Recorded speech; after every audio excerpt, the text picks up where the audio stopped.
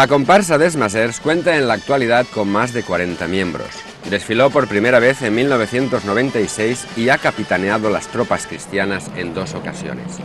La comparsa representa a los campesinos catalanes, aragoneses y mallorquines que repoblaron estas tierras en diferentes momentos tras la Reconquista. Reciben el nombre del mas, masía en castellano, que es como se denominó una explotación agraria tradicional que se originó en Cataluña durante la Alta Edad Media.